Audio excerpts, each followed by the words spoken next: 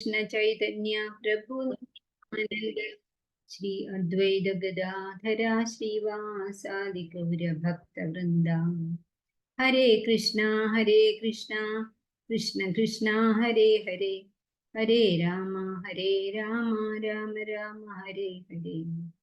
हरे कृष्णा कृष्ण कृष्ण हरे हरे, हरे राम राम राम हरे हरे। हरे कृष्णा कृष्ण कृष्ण हरे हरे, हरे राम राम राम हरे हरे कृष्ण. ഇസ്കോൺ മാംഗ്ലൂർ നടത്തുന്ന ഭഗവത്ഗീത ലെവൽ 2 ക്ലാസ്സിലേക്ക് എല്ലാവർക്കും സ്വാഗതം.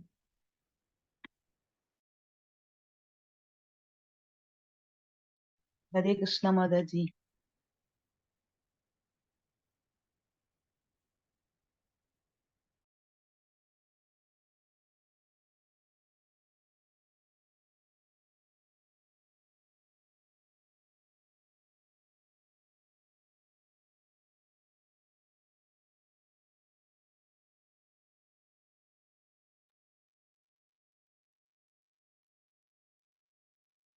ഹരേ കൃഷ്ണ മാതാജി, മ്യൂട്ടാണ് കേട്ടോ മാതാജി.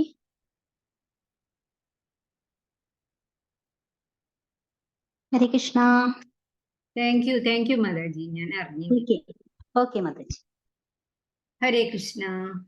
ഇസ്കോൺ മാംഗ്ലൂർ നടത്തുന്ന ലെവൽ 2 ഭഗവത്ഗീത ക്ലാസ്സിലേക്ക് എല്ലാവർക്കും സ്വാഗതം. നമ്മൾ ഇന്ന് 16ാമത്തെ അധ്യായമാണ് പഠിക്കുന്നത്. കഴിഞ്ഞ ദിവസം പുരുഷോത്തമ യോഗം ഭഗവത്ഗീതയിലെ ഒരു പ്രധാനപ്പെട്ട അധ്യായമാണ്. എല്ലാ അധ്യായവും പ്രധാനം തന്നെയാണ്. അപ്പൊ പുരുഷോത്തമ യോഗം ഒരു ഉദാഹരണത്തോടു കൂടി തുടങ്ങിയതാണ്. തലതിരിഞ്ഞ ഒരു അരയാൽ വൃക്ഷത്തിന്റെ ഒരു ഉപമയോട് കൂടിയിട്ട് ഭഗവാൻ എങ്ങനെയാണ് നമ്മൾ ഭഗവാനിലേക്ക്, പുരുഷോത്തമനായ ഭഗവാനിലേക്ക് എങ്ങനെയാണ് എത്തേണ്ടത്, യോഗം ചെയ്യേണ്ടത് എന്ന് പറഞ്ഞു തന്നു. ഊർധ്വമൂലമായിട്ടുള്ള അതിൻ്റെ വേരുകൾ ഈ ഭൗതിക സുഖ ദുഃഖങ്ങളാണ്. അത് നമ്മളെ കെട്ടിവരിഞ്ഞ് അതൊന്നും പുറത്തു കിടക്കാൻ നമുക്ക് ആഗ്രഹമില്ല. ആഗ്രഹം ഉണ്ടെങ്കിൽ തന്നെ സാധിക്കണമില്ല. പക്ഷെ ഭഗവാൻ ഉറപ്പ് പറയുന്നു സാധിക്കും. എങ്ങനെയാണെങ്കിൽ ഒരു ആയുധമുണ്ട്, അതുകൊണ്ട് അതിനെ മുറിച്ചാല്, എന്താണ് ആയുധം? അസംഗം. അസംഗം എന്ന ശസ്ത്രം കൊണ്ട് അതിനെ ദൃഢേന മുറിക്കണം. നെല്ലൊന്നും മുറിച്ചാൽ അത് പോവില്ല. അങ്ങനെ ആ അഹന്ത മമത എന്നൊക്കെയുള്ള വേരുകളൊക്കെ പോയിട്ട് അസംഗ ശസ്ത്രം കൊണ്ട് അതിനെ മുറിച്ചാൽ മതി, അന്വേഷിച്ചാൽ മതി, തീർച്ചയായിട്ടും നമ്മൾ അവിടെ എത്തും എന്ന് പറഞ്ഞു.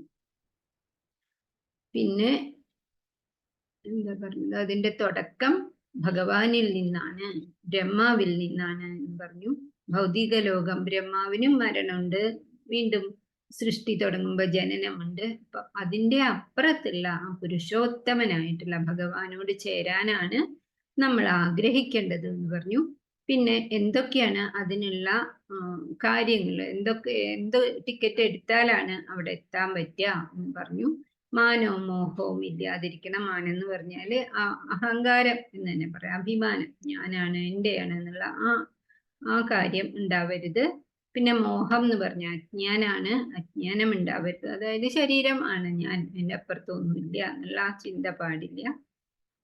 അങ്ങനെ മനസ്സ് ഭഗവാനിൽ ഉറപ്പിച്ചവരും സുഖദുഃഖങ്ങൾ, ഇതെപ്പോഴും പറയണതാണ്, ദ്വന്ദ്വങ്ങളില് സുഖം വരുമ്പോ സന്തോഷം, ദുഃഖം വരുമ്പോ സങ്കടം, അങ്ങനെ വല്ലാതെ ഉണ്ടാവാൻ പാടില്ല. അങ്ങനെയാണെങ്കിൽ സ്വയം പ്രകാശിതമായ ഭഗവാന്റെ അവിടെ സൂര്യൻ വേണ്ട, ചന്ദ്രൻ വേണ്ട, അഗ്നി വേണ്ട, വൈദ്യുതി വേണ്ട, ഒന്നും വേണ്ട. ഭഗവാന്റെ നഖത്തിന്മേൽ നിന്നും വരുന്ന ഒരു രശ്മി മതി ഈ 14 ലോകത്തിനെയും പ്രകാശമാനമാക്കാൻ. അത്ര ശക്തനായിട്ടുള്ള ഭഗവാനുമായിട്ട് നമുക്ക് ചേരാൻ സാധിക്കും എന്ന് ഉറപ്പിച്ചു പറഞ്ഞു. പിന്നെന്താണ് പറഞ്ഞു? ഉത്ക്രാമന്തം സ്ഥിതം വാപി, നമ്മള് ശരീരം വിട്ട് പോണ സമയത്ത് മൂഢന്മാർക്ക് ഭഗവാനെ കാണാൻ പറ്റില്ല. ഭഗവാൻ പറഞ്ഞ ഈ ഗുണങ്ങളോട് കൂടിയിട്ടുള്ളവർക്ക് ഭഗവാന്റെ അടുത്തേക്ക് എത്താനായിട്ട് സാധിക്കും എന്ന് പറഞ്ഞു.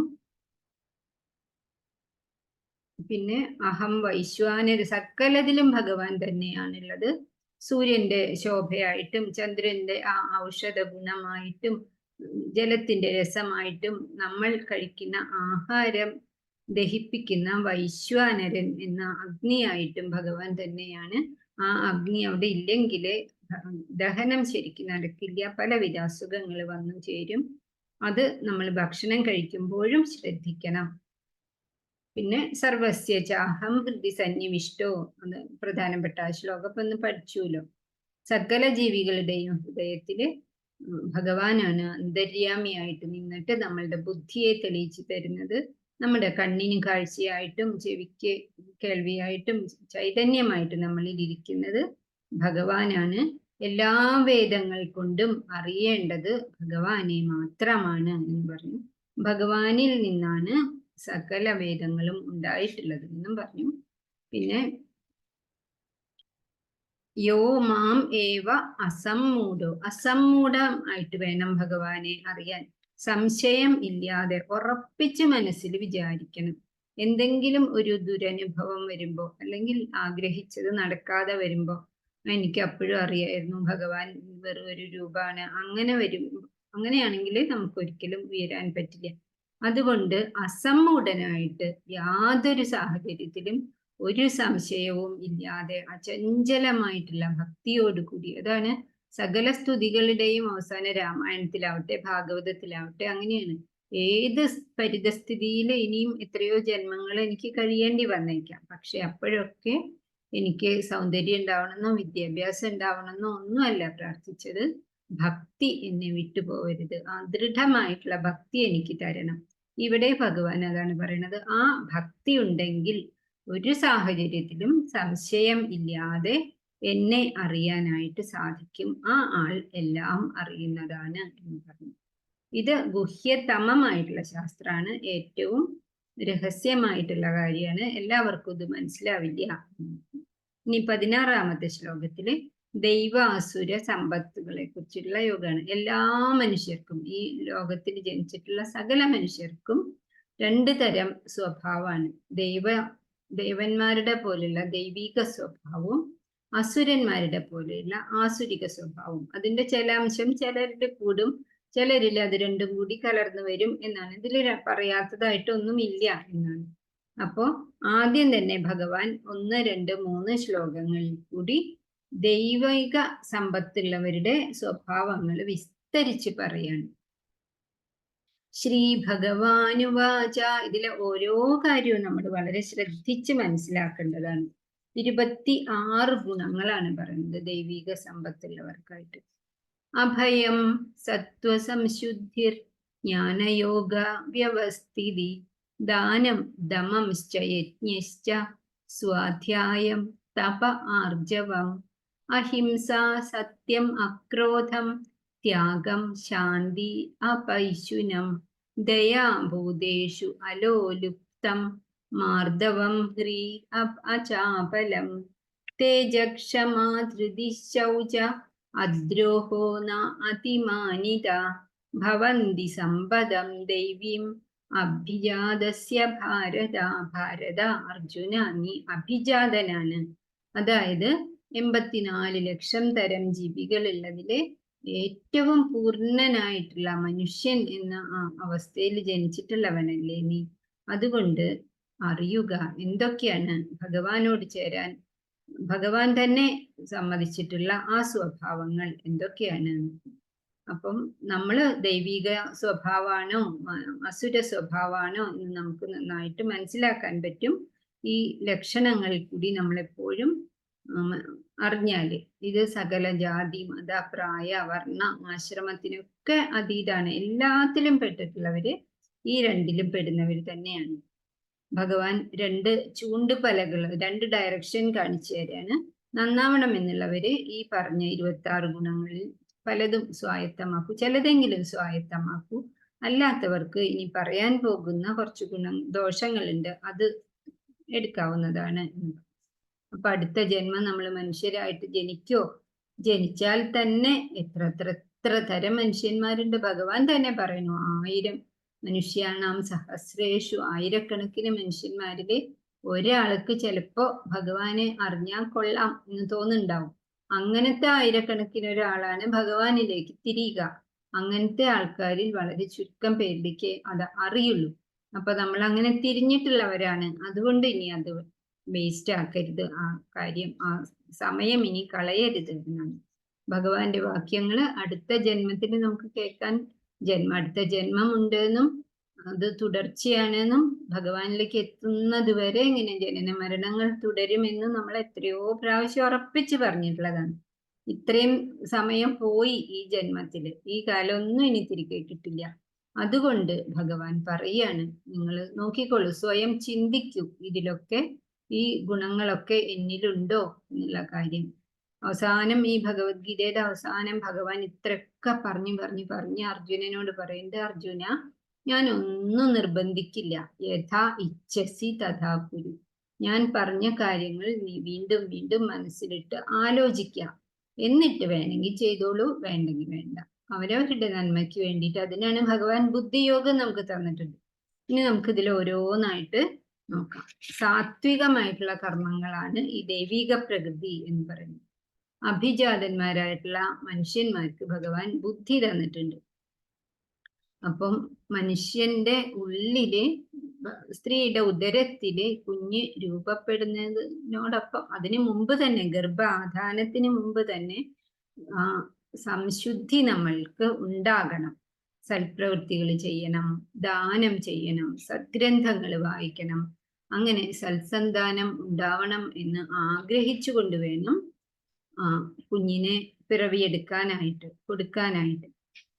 ഇനി അങ്ങനെ ജനിക്കുന്ന കുഞ്ഞിനെ അച്ഛന്റെ അമ്മയുടെയും കടമയാണ് ഭഗവാനിലേക്ക് തിരിക്കണം. ഒരു 5 വയസ്സ് കഴിഞ്ഞ, ഇപ്പൊ അത്ര 5 തന്നെ വേണ്ട, 3 വയസ്സൊന്നും കഴിഞ്ഞ കുട്ടികളെ പിന്നെ പിടിച്ചാൽ കിട്ടില്ല, അവര് നമ്മളെ ഇങ്ങോട്ട് പഠിപ്പിക്കാൻ തുടങ്ങും. അതുകൊണ്ട് കഥ പറഞ്ഞ് കേൾക്കാൻ താല്പര്യം കാണിക്കുന്ന പ്രായത്തിൽ നിർബന്ധമായിട്ടും അവരെ ഈ ഹാരി പോട്ടർ അങ്ങനെയുള്ളതിലേക്ക് വിടാതെ കുറച്ച് സമയമെങ്കിലും ഭഗവാന്റെ കഥകളിലേക്ക് നമുക്ക് നയിക്കാനായിട്ട് ഭാഗ്യം ഉണ്ടായാൽ നന്നായി. ഒന്നാമത്തെ ഗുണം പറയുന്നത് അഭയം. അഭയം എന്ന് പറഞ്ഞ എന്താ? ഭയം ഇല്ലാത്ത അവസ്ഥ, സംരക്ഷണം. ഭഗവാന്റെ സംരക്ഷണത്തിൽ ഉണ്ടായ ആണെങ്കിൽ പിന്നെ ഭയം ഉണ്ടാവേണ്ട ആവശ്യമില്ലല്ലോ. അതാണ് നിർഭയത്വം. അതാണ് ഭഗവാൻ നമ്മളുടെ ഹൃദയത്തിൽ ഇരിക്കുന്നുണ്ടല്ലോ, പിന്നെ നമ്മൾ ആരെ ഭയക്കാനാണ്? ബന്ധുക്കാരോ കുടുംബക്കാരോ നമ്മളുടെ അളവറ്റ സ്വത്തോ അല്ലെങ്കിൽ സ്ഥാനമാനങ്ങളോ? ഒരുപാട് സുഹൃത്തുക്കൾ, എനിക്ക് പലതരത്തിലുള്ള ഗുണ്ടകൾ വരെ എൻ്റെ സുഹൃത്തുക്കളായിട്ടുണ്ട്, അവരൊക്കെ എന്നെ രക്ഷിക്കുമെന്ന് വിചാരിച്ചാൽ നടക്കില്ല. ഭഗവാൻ മാത്രമാണ് നമ്മളുടെ സുഹൃത്തായിട്ടുള്ളത്. ആ ഭഗവാന് മാത്രമേ നമുക്ക് ആ ഭയം ഇല്ലാത്ത അവസ്ഥ തരാനായിട്ട് സാധിക്കുള്ളൂ. അതുകൊണ്ട് നമ്മൾ ചുറ്റും ഉള്ളവരെ ഭയക്കേണ്ട ആവശ്യമില്ല. നമ്മളിലും അവരിലും ഉള്ളത് ഒരേ ചൈതന്യാണ്, ഒരേ ഈശ്വരനാണ് എന്ന് വിചാരിക്കുന്നു. പക്ഷേ രാമകൃഷ്ണ പരമഹംസർ പറഞ്ഞതുപോലെ ആനക്കാരനെ പറയണത് നമ്മൾ കേൾക്കണം. ആനയുടെ മുന്നിൽ പോയി നിന്നിട്ട് അത് നാരായണനല്ലേ എന്ന് പറഞ്ഞിട്ട് അതിനാണ് ബുദ്ധി ഉപയോഗിക്കണം എന്ന് പറഞ്ഞു. കാള ഭ്രാന്ത് പിടിച്ചോടുമ്പോ മുന്നിൽ പോയി നിന്നാൻ പറ്റുമോ? അല്ലെങ്കിൽ പട്ടിയായാലും പാമ്പായാലും അതൊക്കെ നമ്മൾ ശ്രദ്ധിക്കണം. പക്ഷെ ഭഗവാൻ കൂടെ ഉണ്ട് എന്നുള്ള ആ വിശ്വാസത്തോടു കൂടി വേണം മുന്നോട്ട് പോവാനായിട്ട്. അത് നമുക്ക് ശക്തി തരും ജീവിക്കാനായിട്ട്. ആ ഭയം, ഭഗവാന്റെ സംരക്ഷണയിലാണ് നമ്മൾ എന്നുള്ള തനിക്കൊരു കവചമായിട്ട് ഭഗവാന്റെ ഒരു ശ്രദ്ധയുണ്ട്. എങ്ങനെയാണെങ്കിൽ നമ്മൾ അതിന് അർഹരാകണമെങ്കിൽ ആണെങ്കിൽ. ഇനി അഭയം കഴിഞ്ഞു. രണ്ടാമത്തെ ഗുണാണ് സത്വസംശുദ്ധി. സത്വസംശുദ്ധി എന്നുള്ള വാക്കിൽ തന്നെയുണ്ട്. നമ്മളുടെ ജീവൻ ശുദ്ധമായിരിക്കണം, നമ്മുടെ ജീവിതം ശുദ്ധമായിരിക്കണം. മനസ്സിൽ ആ വിചാരമൊക്കെ കൂടി കയറ്റിയിട്ട് കളങ്കം ഇല്ലാതെ, മാലിന്യങ്ങൾ കലരാത്തതായിരിക്കണം. പിന്നെ പ്രഭുപാദരുടെ വ്യാഖ്യാനത്തില് വളരെ കാര്യമായിട്ട് ഈ ഗുണത്തിനെ കുറിച്ച് പറയുന്നുണ്ട്. സന്യാസികൾക്കാണ് ഈ ധർമ്മം പ്രധാനമായിട്ടുള്ളത് എന്ന് അദ്ദേഹം പറയുന്നു. സന്യാസികൾക്ക് വേറെ ഒരു തലമാണ് ഉള്ളത്. അതെന്താന്ന് വെച്ചാല് സ്ത്രീ സംസർഗം പാടില്ല. സ്ത്രീകളെ അവര് കാണാൻ പോലും പാടില്ല എന്നാണ്. സ്ത്രീകളുടെ പ്രതിമ പോലും, ചിത്രം പോലും നോക്കാൻ പാടില്ല.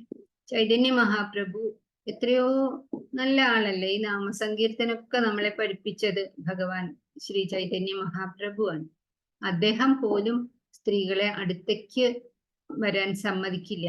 ചിലർക്ക് നമസ്കരിക്കണം എന്ന് പറഞ്ഞു വന്നാൽ തന്നെ വളരെ ദൂരെ നിന്ന് നമസ്കരിച്ച് പൊക്കോളൂ എന്ന് പറയുള്ളൂ. അദ്ദേഹം നോക്കുന്നില്ല. കാരണം അങ്ങനെയാണ് വേദങ്ങളിലൊക്കെ പറഞ്ഞിട്ടുള്ളത്. മഹർഷിമാർക്ക് പോലും അബദ്ധം വന്നിട്ടില്ലേ, നേടിയിട്ടുള്ള തപസ് മുഴുവനും നഷ്ടപ്പെട്ടിട്ടുണ്ട്. അങ്ങനെ അവര് ഏകാന്തതയിൽ നേടിയെടുത്തിട്ടുള്ള ആ തപശക്തി അവർക്ക് നഷ്ടപ്പെട്ടു പോകും. അതുകൊണ്ടാണ് ഏകാന്തതയില് സ്ത്രീകളെ കാണരുത്, ഒരിക്കലും അവരോട് സംസാരിക്കരുത്. ഇപ്പൊ തന്നെ നമുക്കറിയാലോ, ഈ വാട്സപ്പ് ആയാലും ഫേസ്ബുക്ക് ആയാലും ഒക്കെ വഴി ഓരോരുത്തർ ഫോൺ ചെയ്യലും പിന്നെ കാണലും പിന്നെ അപകടങ്ങൾ പറ്റലും ആപത്തുകളിൽ ചെന്ന് അവസാനിക്കും. ആത്മഹത്യ വരെ എത്തണം എത്രയോ പ്രശ്നങ്ങളില്ലേ. അതുകൊണ്ടാണ് പ്രത്യേകിച്ച് സന്യാസിമാരുടെ കാര്യമാണ് ഇവിടെ പറയുന്നത്. സ്ത്രീകളെ കാണാൻ പോലും പ്രണമിക്കാൻ പോലും അവരെ അനുവദിക്കരുത് എന്നാണ്. നമ്മൾ പശുവിനെ നോക്കാൻ ഒരു സ്ത്രീ വന്ന കഥ പറഞ്ഞിട്ടില്ലേ? ഹിമാലയത്തിന്റെ അവിടെയുള്ള ഒരു സന്യാസി ഒരു ശിഷ്യനും, ആ ശിഷ്യനോട് ഈ സന്യാസി എപ്പോഴും പറയും ഇതേപോലെ, സ്ത്രീകളുമായിട്ട് സംസർഗം പാടില്ല, നമ്മളുടെ ആ ശക്തമായിട്ടുള്ള ആ ഏകാന്തമായിട്ടുള്ള ആ വഴി അതുപോലെ തന്നെയാണ് മറിച്ചും കേട്ടോ. സ്ത്രീകള് സന്യസിക്കുകയാണെങ്കിൽ പുരുഷന്മാരെ കാണാൻ പാടില്ല. ഭക്തമീരിയൊക്കെ അങ്ങനെയായിരുന്നല്ലോ. അവര് പുരുഷന്മാരെ, അവരുടെ ഭർത്താവിനെ പോലും അവര് കാണാൻ അനുവദിച്ചിരുന്നില്ല. അങ്ങനെ ആ സന്യാസി ശിഷ്യനോട് പറഞ്ഞെങ്കിലും സന്യാസി കുറച്ച് തീർത്ഥയാത്ര പോയി വരട്ടെ എന്ന് പറഞ്ഞപ്പോ ശിഷ്യൻ തന്റെ തുണികളെ എലികടിക്കണു എന്ന് പറഞ്ഞൊരു പൂച്ചയെ വളർത്തി, പൂച്ചയ്ക്ക് പാല് കുടിക്കാനായിട്ട് പശുവിനെ വളർത്തി, പശുവിനെ നോക്കാനായിട്ടൊരു സ്ത്രീയെ നിർത്തി. അവിടെ തുടങ്ങി അവസാനം തീർത്ഥയാത്രയ്ക്ക് പോയ ആള് തിരിച്ചു വരുമ്പോ അവിടെ കണ്ട ആളോട് ചോദിച്ചു, ഇവിടെ എൻ്റെ ഒരു സന്യാസി ശിഷ്യ ഉണ്ടായിരുന്നല്ലോ, കാണാനില്ലല്ലോ പോന്ന് പറഞ്ഞപ്പോ അങ്ങളെന്താ പറഞ്ഞേ? ഞാൻ തന്നെയാണ് അത്. ഇപ്പൊ അതായി വെച്ചേക്കണ വീടും അതിൻ്റെ ഉള്ളിലുള്ള 100 കുട്ടികളും പ്രാരാബ്ദം ഒക്കെ എന്റെയാണ്. അങ്ങനെയൊക്കെ ആയിപ്പോയി ഗുരു എന്ന് പറഞ്ഞു. അതുപോലെയാവും. വിശ്വാമിത്ര മഹർഷി തോറ്റില്ലേ സ്ത്രീയുടെ മുന്നില്? അങ്ങനെ എത്ര തപശക്തി ഉള്ളവര് പോലും തോറ്റുപോകും എന്നാണ്. തീർച്ചയായിട്ടും സ്ത്രീയുടെ ഉള്ളത് പോലെ തന്നെ പുരുഷന്റെ ഉണ്ട് കേട്ടോ. ബ്രഹ്മദേവന്റെ കഥ നമ്മൾ കേട്ടിട്ടില്ലേ? ബ്രഹ്മാവ് സരസ്വതിയെ സൃഷ്ടിച്ചു. പ്രജാപതിമാരെയും ഋഷിമാരെയും കുമാരന്മാരെയും ഒക്കെ സൃഷ്ടിച്ച് അങ്ങനെ വരുമ്പോ അവസാനമല്ല, ഇടയ്ക്ക് സരസ്വതി ദേവിയെ തന്റെ മകളല്ലേ സൃഷ്ടിച്ചതല്ലേ. അങ്ങനെ അതീവ ലാവണ്യവതിയായിട്ടുള്ള അതിസുന്ദരിയായിട്ടുള്ള സരസ്വതി ദേവിയെ കണ്ടപ്പോ ബ്രഹ്മാവിന് മുഖത്ത് നിന്ന് കണ്ണെടുക്കാൻ പറ്റുന്നില്ല. ഒരു അനുരാഗപൂർവമായിട്ട് മകളെ നോക്കാൻ തുടങ്ങിയെന്ന്. അങ്ങനെ നോക്കിയപ്പോഴാണ് ആ സരസ്വതി ദേവി ഒരു മാനിന്റെ രൂപം, പേടമാനിന്റെ രൂപം എടുത്തിട്ട് ഓടിയിട്ട്. അങ്ങനെ ഒരു കഥയുണ്ട്. പിന്നെ മക്കള് മരീചി തുടങ്ങിയിട്ടുള്ള മഹർഷിമാരൊക്കെ വന്ന് ഉപദേശിച്ചപ്പോ നാണം കേടോട് കൂടിയിട്ട് അങ്ങനെ ആ ഭൗതിക ശരീരം ഉപേക്ഷിച്ച് അപ്പൊ തന്നെ വേറൊരു ശരീരം സ്വീകരിച്ചു എന്നൊക്കെയാണ്. എത്രയോ സാമ്രാജ്യങ്ങൾ തന്നെ ആ ഒരു സ്ത്രീ പുരുഷ വഴിവിട്ട ബന്ധങ്ങൾ കൊണ്ട് തകർന്നടിഞ്ഞിട്ടില്ലേ? എത്രയോ വലിയ ജീവിതങ്ങൾ ഇപ്പോഴും അസ്വസ്ഥമായിട്ട് നന്നായി പോകേണ്ട ജീവിതം മറ്റൊരു ഇന്ററപ്ഷൻ കാരണം അത് അസ്വസ്ഥമായിട്ട് പോകുന്നുണ്ട്. അതുപോലെ തന്നെയാണ് സ്ത്രീയും തൻ്റെ ആധ്യാത്മിക ജീവിതം തടയുന്നതാണെങ്കിൽ അങ്ങനെയുള്ള പുരുഷനുമായിട്ട് യാതൊരു സംസർഗവും പാടില്ല, കാണാനും പാടില്ല, സംസാരിക്കാനും പാടില്ല എന്നാണ് ഇതിന്റെ അർത്ഥം. ഈ എത്ര കാലം മുമ്പ്? 5500 വർഷം മുമ്പാണ് ഇത് പറഞ്ഞു വെച്ചിട്ടുള്ളത്. ഇപ്പൊ അതിന്റെ പ്രസക്തി വളരെയധികം കൂടിയിട്ടുണ്ട്. പ്രഭുപാദരുടെ വ്യാഖ്യാനത്തിൽ തന്നെ പറയുന്നുണ്ട്, അതിന്റെ വിശദീകരണത്തിൽ പറയുന്നുണ്ട്, ചൈതന്യ മഹാപ്രഭു കുറെ ശിഷ്യന്മാരുണ്ടായിരുന്നല്ലോ. ഒരിക്കൽ ഒരു ശിഷ്യൻ ഏതോ ഒരു സ്ത്രീയെ കുറച്ചൊരു അഭിലാഷത്തോടു കൂടി നോക്കി എന്ന് പറഞ്ഞിട്ട് അയാളെ തന്റെ ശിഷ്യന്മാരുടെ കൂട്ടത്തിൽ നിന്നും പറഞ്ഞയച്ചു. പിന്നെ ആളോട് സംസാരിക്കാൻ പോലും അദ്ദേഹം ഒരുങ്ങിയില്ല. അത്ര ശക്തിയാണ് എന്നാണ്. പക്ഷേ ഇതുപോലെ തന്നെ ഒരു സ്ത്രീ ഇപ്പൊ വെള്ളത്തിൽ മുങ്ങി താഴെയാണ്, അത് മരിക്കാൻ പോവുകയാണെങ്കിൽ സ്ത്രീ അല്ലേ രക്ഷിക്കില്ല എന്ന് സന്യാസി ആയാലും വിചാരിക്കാൻ പാടില്ല, രക്ഷിക്കുക തന്നെ വേണം. പക്ഷെ ആ മനോഭാവം ഉണ്ടാവരുത് എന്നാണ്. ആ വയസ്സനായ സന്യാസിയും ചെറുപ്പക്കാരൻ സന്യാസിയും പോയപ്പോ ചെറുപ്പക്കാരൻ സന്യാസിയാണ് രക്ഷിച്ചത്. പക്ഷെ അത് ആ കുട്ടിയെ അവിടെ വിട്ടിട്ട് അയാൾ പോയി. വയസ്സൻ സന്യാസി കുറെ കഴിഞ്ഞപ്പോ ചോദിച്ചു, അയ്യയ്യേ, എന്നാലും നീ എന്തൊരു പ്രവൃത്തിയാണ് ചെയ്തത്? അപ്പൊ ചെറുപ്പക്കാരൻ സന്യാസി ചോദിച്ചു, എന്ത് പ്രവൃത്തി ഞാൻ ചെയ്തു? ഞാൻ നാമം ജപിച്ചുകൊണ്ടേ ഇരിക്കുകയാണല്ലോ. അല്ല, അപ്പോഴല്ല, രാവിലെ ആ നദിയിലത്തെ സ്ത്രീനെ നീ കൈകൊണ്ട് എടുത്ത് പൊക്കി പിടിച്ചിട്ടല്ലേ കയറ്റിയത്. നമ്മൾക്ക് അങ്ങനെ സ്ത്രീയെ തൊടാൻ പാടുവോ ഒക്കെ ചോദിച്ചപ്പോ എന്താ പറഞ്ഞത്? അത് ഞാൻ ഒരു സ്ത്രീ ആയിട്ട് ഞാൻ കണ്ടിട്ടില്ല, അതൊരു ജീവൻ, ആ ജീവനെ ഞാൻ രക്ഷിച്ചു എന്നേയുള്ളൂ. അങ്ങ് ഇപ്പോഴും അതിനെയും പിടിച്ചുകൊണ്ട് നടക്കുകയാണോ എന്നാണ് ചോദിച്ചത്. അതാണ് ആ മനോഭാവമാണ് പ്രധാനപ്പെട്ടത്. അതുപോലെ തന്നെയാണ് ധനം. ധനം ആർജിക്കുക. എത്രയോ മഹർഷിമാരുണ്ട്, അവര് പണം നോക്കുക പോലും ചെയ്യില്ല, കൈകൊണ്ട് തൊടുക പോലും ഇല്ല. അവർക്ക് എന്താ വേണ്ടത്? 2 വസ്ത്രം, ഒരു ഭിക്ഷാപാത്രം, ഇത്രേ വേണ്ടു. വെള്ളം കുടിക്കാൻ ഗ്ലാസ് പോലും വേണ്ട, അത് അവരവരുടെ കൈക്കുടന്നേലാണ് കുടിക്കുക. 3ാമതൊരു വസ്ത്രം അവർക്ക് അനാവശ്യമാണ് എന്നാണ് പറയുന്നത്. അതുകൊണ്ടാണ് കഠോപനിഷത്തിലെ പ്രസിദ്ധമായിട്ടുള്ള ശ്ലോകമുണ്ട്, ഉത്തിഷ്ഠത ജാഗ്രത പ്രാപ്യ വരാൻ നിബോധത എന്ന് കഴിഞ്ഞിട്ട് 2 വരിയും കൂടി ഉണ്ട് ആ ശ്ലോകത്തില്. എന്താണ്? ക്ഷുരസ്യധാര നിശിതാ ദുരത്യയാ ദുർഗം പദം തത്കവയോ വദന്തി. ഉത്തിഷ്ഠത, ഉറക്കം മാറി എഴുന്നേൽക്കൂ, ജാഗരൂകരായിരിക്കൂ, ഉത്തമന്മാരായിട്ടുള്ള ഗുരുക്കളെ കണ്ടുപിടിച്ചിട്ട് നിങ്ങൾ അറിവുണ്ടാക്കൂ എന്ന് പറഞ്ഞ് പിന്നെ പറയുന്ന 2 വരി അതാണ്. സന്യാസത്തിന്റെ മാർഗം എന്ന് പറഞ്ഞാല് ക്ഷുരസ്യധാരയാണ്. ക്ഷുരകന്റെ കത്തിയുടെ വാൾത്തലയിൽ കൂടിയുള്ള നടത്തം പോലെയാണ്.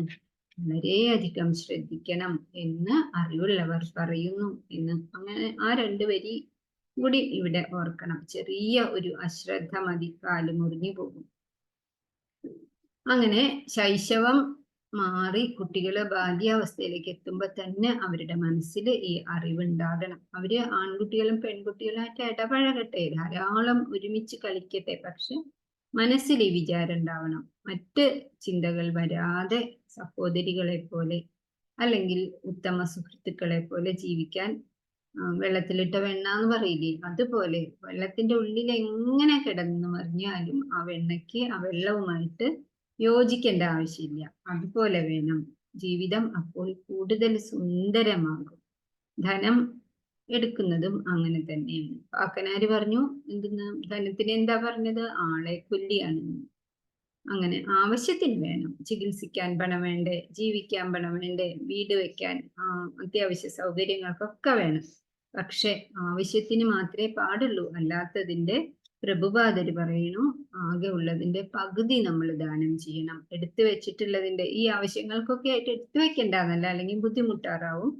അപ്പൊ അതിനുള്ളത് മാത്രം മതി, ബാക്കി ദാനം ചെയ്യണം. അപ്പോഴാണ് ഈ വെച്ചിട്ടുള്ളതും കൂടി സംശുദ്ധമാവുക എന്നാണ്. ഗീതാധ്യാനത്തില് നമ്മൾ കേട്ടിട്ടില്ലേ, പുറമേയുള്ള മാലിന്യം കളയാൻ കുളി മതി, അകത്തെ മാലിന്യം പോവാൻ എന്ത് വേണം? ഈ അറിവുണ്ടാക്കണം. ആ അറിവാണ് ഇവിടെ സത്വസംശുദ്ധി എന്ന് പറയുന്നത്. അപ്പൊ അഭയം, സത്വസംശുദ്ധി, ജ്ഞാനയോഗ വ്യവസ്ഥിതി. ഇതെന്താ ജ്ഞാനയോഗ വ്യവസ്ഥിതി എന്ന് പറഞ്ഞാല്? യഥാർത്ഥമായിട്ടുള്ള അധ്യാത്മജ്ഞാനം വളർത്തിയെടുക്കണം, അതാണ്. അതൊക്കെ ഈ ദൈവിക ഗുണമുള്ളവർക്ക് അങ്ങനെ തോന്നുന്നേയുള്ളൂ. ജ്ഞാനം എന്ന് പറഞ്ഞാല് ശാസ്ത്രീയമായ അറിവ് എന്ന് പറഞ്ഞാല് ഫിസിക്സ്, കെമിസ്ട്രി, ബയോളജി, അങ്ങനെയുള്ള കുറെ ജോഗ്രഫി, ഭൂമിയുടെ സ്ഥിതി, അതല്ല. എന്താണ് പിന്നെ? ഭഗവത്ഗീത, ഭാഗവതം, അതൊക്കെ പറയണം. നമ്മളുടെ ജന്മലക്ഷ്യം എങ്ങനെ സാധിക്കും, ആധ്യാത്മിക ശാസ്ത്രം എന്ത് പറയുന്നു എന്നുള്ള ആ ശാസ്ത്രജ്ഞാനം നേടണം. അതും പ്രഭുപാദര് പറയുന്നത് സന്യാസിമാരുടെയും ബ്രാഹ്മണന്മാരുടെയും നിർബന്ധമായിട്ടുള്ള കടമയാണ് ഈ അറിവ്. നേടിയ മാത്രം പോരാ, അതനുസരിച്ച് ആചരിച്ച് കാണിക്കണം, അതനുസരിച്ച് ജീവിക്കണം. ആ ആളാണ് ആചാര്യൻ. അതും പോരാ, ഇത് ഇല്ലാത്തവർക്ക്, സ്വീകരിക്കാൻ തയ്യാറായവർക്ക് ഇത് പകർന്നു കൊടുക്കുകയും വേണം. ചൈതന്യ മഹാപ്രഭു വീടുകൾ തോറും നടന്നു അദ്ദേഹത്തിന്റെ നാട്ടില്. എന്തിനു വേണ്ടിയിട്ടാണ്? അദ്ദേഹത്തിന് ഒരു സ്ഥലത്തിരുന്നിട്ട് നാമം ജപിച്ചാ പോരെ? അത് പോരാന്ന് പറഞ്ഞിട്ട് മറ്റുള്ളവരെയും കൂടിയും ഭഗവാനിലേക്ക് അടുപ്പിക്കണം. ഈ അറിവ് അവർക്കും കൂടിയും പകർന്നു കൊടുക്കട്ടെ. അത് വളരെ എളുപ്പമായിട്ട് ഈ നാമസങ്കീർത്തനത്തിൽ കൂടെ ഒരു ശാസ്ത്രവും പഠിച്ചില്ലെങ്കിലും വന്നുകൊള്ളും എന്നതിനു വേണ്ടിയാണ് മഹാപ്രഭു അങ്ങനെ നടന്നത്. കൃഷ്ണ അവബോധ പ്രചരണത്തിന് വേണ്ടിയിട്ട് നടന്നത്. അപ്പൊ ആദ്യം പറഞ്ഞ ഈ 3 കാര്യം: അഭയം, സത്വസംശുദ്ധി, ജ്ഞാനയോഗ വ്യവസ്ഥിതി. ഇത് 3ഉം നേടിയെടുക്കേണ്ടത് തന്നെയാണ്. പ്രത്യേകിച്ചും സന്യാസിമാര് അല്ലെങ്കിൽ ആധ്യാത്മിക പാതയിൽ മുന്നോട്ട് പോയിട്ടുള്ള ആൾക്കാര്, ബ്രാഹ്മണന്മാര്, അതൊക്കെ. കാരണം അവര് മറ്റുള്ളവരെ പഠിപ്പിക്കാനുള്ളവരാണ്. 4-മത്തേത് ദാനം. ദാനം എന്ന് പറഞ്ഞാല് സന്യാസിമാര് ചെയ്യേണ്ടതല്ല. അവരുടെ കയ്യിലൊന്നുമില്ലല്ലോ, അവർക്ക് 2 വസ്ത്രവും ഒരു ഭിക്ഷാപാത്രവും മാത്രമേ ഉള്ളൂ. അപ്പൊ ദാനം ചെയ്യണത് ഗൃഹസ്ഥ ധർമ്മമാണ്. ഗൃഹസ്ഥന്മാര് ഇത് ചെയ്തിരിക്കണം. ന്യായമായ മാർഗത്തിൽ കൂടി അവർക്ക് ധനം സമ്പാദിക്കാം. ജോലിക്ക് പോയിട്ട് ശമ്പളം കിട്ടുന്നതൊക്കെ തീർച്ചയായിട്ടും വാങ്ങണം. എന്നിട്ടോ പകുതി ഭഗവത് ഭക്തി പ്രചരണത്തിന് കൊടുക്കണം. ഭഗവത്ഗീതയോ ഭാഗവതമൊക്കെ വാങ്ങാൻ, അതുപോലെ വാങ്ങിയിട്ട് ഇല്ലാത്തവർക്ക് കൊടുക്കുക. അങ്ങനെയുള്ള അർഹതപ്പെട്ടവർക്ക് കൊടുക്കാനാവണം. അല്ലാതെ തൻ്റെ പദവി പ്രദർശിപ്പിക്കാനോ തെറ്റായ കാര്യങ്ങൾക്കോ ഒന്നും ചെയ്യരുത്. അങ്ങനെ അത്യാവശ്യം ഇല്ലാത്ത കാര്യങ്ങൾക്ക് അനാവശ്യമായിട്ട് ചെലവഴിക്കുന്നത് എന്താണെന്ന് പറഞ്ഞു? പാഴ്ചിലവാണ്. പിന്നെ ദാനം കൊടുക്കും.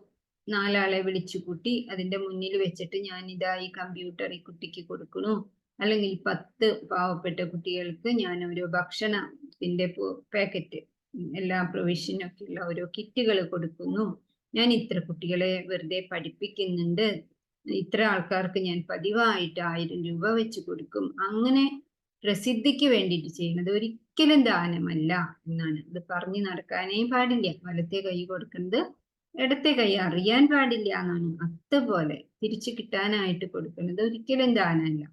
ആരെങ്കിലും ചോദിക്കുമ്പോൾ ഇല്ലെങ്കിൽ ഇല്ല പറഞ്ഞോളൂ. കൊടുത്തിട്ട് പിന്നെ അത് കിട്ടണം എന്നുള്ള വിചാരം ഇരിക്കണമെങ്കിൽ അത് ദാനം എന്ന് പറയില്ല. ദാനം എന്ന് പറഞ്ഞാല് പണം മാത്രമല്ല, അന്നദാനം, മഹാദാനം. വിശന്ന് വരുന്ന ആൾക്ക് അന്നം, ഭക്ഷണം കൊടുക്കണം. ഈ ചൂടത്ത് വരുമ്പോ ആൾക്കാർക്ക് ഇത്തിരി മോരും വെള്ളമോ അല്ലെങ്കിൽ സാധാരണ വെള്ളമോ ഒക്കെ കൊടുത്താൽ അതൊരു വലിയ ദാനാണ്. ചൂട് പിടിച്ച് നടക്കാൻ വയ്യാതെ വിഷമിക്കുന്ന ആൾക്കാരുണ്ടാവും. പ്രായമായിട്ട് ഒരു കുട ഉണ്ടെങ്കിൽ എന്ന് ആഗ്രഹിക്കുന്നവർക്ക് ഒരു കുട വാങ്ങിക്കൊടുക്കുക, അല്ലെങ്കിൽ കുറച്ച് നല്ല വാക്കുകളോട് അവരോട് സംസാരിക്കുക, അവർക്ക് ഒരു സാന്ത്വനം, ഒരു സ്പർശം, അതൊക്കെ വലിയ ദാനം തന്നെയാണ്. കുട്ടികളിൽ നമ്മൾ ഈ ശീലവും വളർത്താനായിട്ട് ശ്രമിക്കണം. ഇനി ഉള്ളത് ദമം. ദമം എന്ന് പറഞ്ഞാൽ എന്താണ്? ആത്മനിയന്ത്രണാണ്. ആത്മനിയന്ത്രണം എന്ന് പറഞ്ഞാല് 10 ഇന്ദ്രിയങ്ങൾ ഉണ്ടല്ലോ. 5 ജ്ഞാനേന്ദ്രിയവും 5 കർമ്മേന്ദ്രിയവും ഉണ്ട്. കണ്ണ്, മൂക്ക്, ചെവി, നാക്ക്, ത്വക്ക്. അതുപോലെ തന്നെ കയ്യ്, കാല്, നാക്ക്, പായു, ഉപസ്ഥം. ഇതിനെയൊക്കെ അവര് അനാവശ്യമായിട്ടുള്ള പ്രവൃത്തികൾക്കൊന്നും പ്രയോഗിക്കാതിരിക്കുക. കയ്യിന്റെ പ്രയോഗം എന്താണ്? ഭഗവാനെ പൂജ ചെയ്യുക എന്നുള്ളതാണ്. കണ്ണ് ഭഗവത് വിഗ്രഹം കാണുക, അല്ലെങ്കിൽ നമ്മളുടെ മനസ്സിന്റെ ഉള്ളിലേക്ക് തിരിച്ചിട്ട് ഭഗവാന്റെ രൂപം അവിടെ കാണുക എന്നുള്ളതാണ്. അങ്ങനെ അനാവശ്യമായ കർമ്മത്തിൽ നിന്നും ഇന്ദ്രിയങ്ങളെ പിന്തിരിക്കുക. ഇതിനാണ് എന്ത് പറയാ? ദമം. ഇത് സന്യാസിക്കോ ഗൃഹസ്ഥനോ മാത്രമുള്ളതല്ല. 4 ആശ്രമത്തിലും ബ്രഹ്മചര്യത്തിലും വാനപ്രസ്ഥത്തിലും ഗാർഹസ്ഥ്യത്തിലും സന്യാസത്തിലും നിർബന്ധമായിട്ടും ഈ ദമം ഉണ്ടായിരിക്കണം. പക്ഷെ സന്യാസിമാർക്കൊക്കെ അത് എപ്പോഴും ഉള്ളത് തന്നെയാണ്. ഈ ഗൃഹസ്ഥന്മാർ അത് പ്രത്യേകം ശ്രദ്ധിക്കണം. പ്രഭുപാദർ പറയുന്നു, ഇതിൽ തന്നെ നിയന്ത്രിക്കാൻ ഏറ്റവും ബുദ്ധിമുട്ടുള്ളത് ലൈംഗികമായ ആസക്തിയാണ്. അതിൽ നമ്മൾ വളരെയധികം ശ്രദ്ധിക്കണം. കൃഷ്ണ സേവയ്ക്ക് ഉതകണം എൻ്റെ കുഞ്ഞ് എന്ന് വിചാരിച്ചിട്ട് വേണം. അതിന് ജന്മം നൽകുന്നതിന് മുമ്പ് പോലും അങ്ങനെ വേണം. അങ്ങനെയാണെങ്കിൽ 100 മക്കൾ ഉണ്ടായിക്കോട്ടെ, അത് നല്ലതാണ്. അല്ലാതെ വെറുതെ ഭോഗസുഖം അതിൽ അങ്ങനെ കുട്ടി ഉണ്ടാവുക എന്നുള്ളത് അങ്ങനെയല്ല വേണ്ടത് എന്നാണ് ദമം എന്ന് പറയുന്നത് ഉദ്ദേശിക്കുന്നത്. പിന്നെ യജ്ഞം. യജ്ഞം എന്ന് പറഞ്ഞാല് യാഗവും യജ്ഞവും തന്നെയാണ്. അത് ഗൃഹസ്ഥന്മാർക്ക് ചെയ്യാൻ എളുപ്പമല്ല. വളരെയധികം പണച്ചിലവുണ്ട്. വലിയൊരു യജ്ഞശാലയൊക്കെ കിട്ടി അതിന് ഏകാന്തമായിട്ടുള്ള സ്ഥലം വേണം, നല്ല അറിവുള്ള ആചാര്യന്മാര് വേണം, വിവിധ വസ്തുക്കൾ വേണം, നാട്ടുകാരെയൊക്കെ ക്ഷണിക്കണം, യാതൊരു കുറവും കൂടാതെ തെറ്റാതെ സ്തോത്രങ്ങൾ ചെല്ലണം. എന്തൊക്കെ കാര്യങ്ങളുണ്ട്, അത് എളുപ്പമല്ല. അതുകൊണ്ടാണ് കലിയുഗത്തിലെ ഉത്തമമായിട്ടുള്ള യജ്ഞം എന്താണ്? നാമസങ്കീർത്തനം, ജപയജ്ഞം ആണ്. ഭഗവാൻ പറഞ്ഞു ജപയജ്ഞ യജ്ഞോസ്മി, ജപ ആണ് ഞാൻ എന്ന് പറഞ്ഞു. അത് ഹരേ കൃഷ്ണ കൃഷ്ണ കൃഷ്ണ ഹരേ ഹരേ, ഹരേ രാമ രാമ രാമ ഹരേ ഹരേ എന്ന് എപ്പോഴും ജപിക്കാം. അതാണ് ഏറ്റവും ഉത്കൃഷ്ടമായിട്ടുള്ള, ആനന്ദകരമായിട്ടുള്ള, യാതൊരു പണച്ചിലവും ഇല്ലാത്തതായിട്ടുള്ള ആ ഒരു യജ്ഞം നമ്മൾ അത് അനുഷ്ഠിക്കുക തന്നെ വേണം. അതിന് സ്ഥലം വേണ്ട, ആചാര്യൻ വേണ്ട, പണം വേണ്ട, ഒന്നും വേണ്ട. എന്ത് ജോലി ചെയ്യുമ്പോഴും നമുക്ക് ചൊല്ലാവുന്നതാണ്. അതുകൊണ്ട് ജപയജ്ഞം ചെയ്യണം. അതുവഴി തന്നെ നമുക്ക് പല സിദ്ധികളും ഉണ്ടാകും. അപ്പൊ ദാനവും ദമവും യജ്ഞവും ഒക്കെ ഗൃഹസ്ഥന്മാര് തീർച്ചയായിട്ടും ചെയ്യണം. പിന്നെ സ്വാധ്യായം എന്ന് പറഞ്ഞാല് പഠിക്കുക, ഗ്രന്ഥങ്ങൾ വായിച്ച് അറിവുണ്ടാക്കുക. അതാണ് ഈ പണ്ടൊക്കെ ആചാര്യന്മാര് വീട്ടില് നമ്മൾ കൃഷ്ണനും കുചേലനും സുദാമാവും കൂടിയിട്ട് പഠിക്കാൻ പോയതൊക്കെ കേട്ടിട്ടില്ലേ? അങ്ങനെ ഇവിടെ അടുത്ത കാലം വരെ ഉണ്ടായിരുന്നു. തൃശ്ശൂരൊക്കെ ഇപ്പോഴും ഉണ്ട്. ബ്രഹ്മസ്വം മഠം എന്ന് പറഞ്ഞൊരു സ്ഥലമുണ്ട്. അവിടെ ചെറിയ ചെറിയ ബ്രാഹ്മണ കുട്ടികള് മുണ്ട് മാത്രം, തോർത്ത് മുണ്ട് മാത്രം ചുറ്റിയിട്ട് ഇങ്ങനെ വേദം ഉച്ചരിച്ച് ഇങ്ങനെ നടക്കണത് കാണാം. നല്ല കൗതുകം തോന്നും അത് കണ്ടാല്. അങ്ങനെ ഉരുവിട്ട് അവര് മനപ്പാടാക്കും. അങ്ങനെ നമ്മളൊക്കെ ചെറുതാവുമ്പോ ഓരോ നാമങ്ങൾ ചെല്ലുമ്പോൾ നമുക്ക് അതിന്റെ അർത്ഥം അറിയില്ലല്ലോ. അങ്ങനെ ആദ്യം അത് ബൈ ഹാർട്ട് പഠിക്കും. ഗീതാ ശ്ലോകങ്ങൾ ഇപ്പൊ നമ്മൾ അങ്ങനെയല്ലേ പഠിക്കണേ? ആദ്യം കാണാതെ പഠിക്കണം, പിന്നെ അതിന്റെ അർത്ഥം മനസ്സിലാക്കണം, പിന്നെ അതിനെക്കുറിച്ച് മനനം ചെയ്യണം. അതുപോലെ തന്നെയാണ് ഈ സ്വാധ്യായം എന്ന് പറയുന്ന കാര്യങ്ങൾ. ജ്ഞാനം ഉണ്ടാക്കണം, അർത്ഥം അറിയണം എന്നുള്ള ഒരു ആഗ്രഹം ഉണ്ടാവും. അപ്പൊ അതിന്റെ ആ ഉത്സാഹത്തോടു കൂടി അത് പഠിക്കുകയും ചെയ്യണം. അപ്പം സ്വാധ്യായം ചെയ്യാതിരിക്കരുത്. ഒരു വേദസൂക്തമുണ്ട്, സ്വാധ്യായാത് മാ പ്രമദ. സ്വാധ്യായത്തിൽ നിന്നും തെറ്റി നടക്കരുത്. കഴിവുള്ളവര് വായിക്കണം. ഭഗവാനെ കുറിച്ച് അറിയാനായിട്ട് ഈ ഭഗവത്ഗീത ആവട്ടെ, ഭാഗവതമാകട്ടെ ഒക്കെ ധാരാളമായിട്ട് കേട്ടാലും മതി. അതും സ്വാധ്യായം തന്നെയാണ്. പിന്നെ അത് കേട്ട് മനസ്സിരുത്തി പഠിച്ചു കഴിഞ്ഞിട്ട് അതിന്റെ ഉദ്ദേശം എന്താണ് എന്നൊക്കെ പറയണം. തനിക്കും തൻ്റെ വീടിനും നാടിനും ഒക്കെ സമൂഹത്തിനും ഒക്കെ നന്മയായിട്ട് എല്ലാവരും ഈ സ്വാധ്യായം ചെയ്യണം, പഠിക്കണം, പഠിപ്പിക്കണം ഒക്കെ വേണം. അതുവഴി എന്തുണ്ടാവും? നമുക്ക് നിത്യം എന്താണ്, അനിത്യം എന്താണ് എന്നുള്ള നിത്യാനിത്യ വിവേകം ഉണ്ടാകും. അറിവുള്ളവര്, സ്വാധ്യായം ചെയ്യുന്നവരും ഇല്ലാത്തവരും തമ്മിൽ അവരുടെ പെരുമാറ്റത്തിലും പ്രവൃത്തിയിലും വർത്തമാനത്തിലും ഒക്കെ വ്യത്യാസം ഉണ്ടാകും. അതുകൊണ്ട് കുട്ടികളായിട്ടുള്ള നമ്മളുടെ സ്വാധീനത്തിലുള്ളവരെ പോലും ഈ കാര്യങ്ങളൊക്കെ പഠിപ്പിക്കാനായിട്ട് ശ്രമിക്കണം. ചിലപ്പോ അവര് ഈ ചിത്രകഥ പോലുള്ളതൊക്കെ കണ്ടു വായിച്ചു, കാർട്ടൂണൊക്കെ എന്ന് വന്നേക്കാം. പക്ഷെ അത് സത്യമാവണമെന്നില്ല. അതിൽ കൂടെ ആ തത്വം എന്താണ് എന്ന് അവർക്ക് നമ്മൾ പറഞ്ഞു കൊടുക്കണം. പിന്നത്തെ കാര്യം തപസ്സാണ്. തപസ് എന്ന് പറയുന്നത് ഈ ഗൃഹസ്ഥ ജീവിതം ഏകദേശം ഒക്കെ കഴിഞ്ഞു. ഇപ്പൊ 100 വയസ്സാണ് മനുഷ്യന്റെ പരമാവധി ആയുസ് എന്ന് പറഞ്ഞാൽ അതിനെ 4 ആക്കി തിരിച്ചിരിക്കുകയാണ്. 25 വയസ്സ് വരെ ബ്രഹ്മചര്യം. അപ്പൊ ബ്രഹ്മത്തെ കുറിച്ച് അറിയാനായിരിക്കണം കൂടുതൽ താല്പര്യമുള്ളത്. പിന്നത്തെ 25 വയസ്സാണ്, അതായത് 25 വയസ്സ് മുതൽ 50 വയസ്സ് വരെ നമുക്ക് ഗാർഹസ്ഥ്യ ജീവിതമാണ്.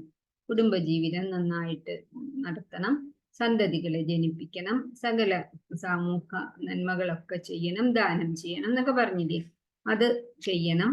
പക്ഷെ പിന്നത്തെ 25 വർഷമാണ് 50 വയസ്സ് കഴിഞ്ഞാൽ മെല്ലെ മെല്ലെ മെല്ലെ അതിൽ നിന്നും വിടണം, വാനപ്രസ്ഥാനം. പിന്നെ അങ്ങനെ 75 വയസ്സ് കഴിയാല് പൂർണ്ണമായിട്ടുള്ള സന്യാസത്തിലേക്ക് മാറണം.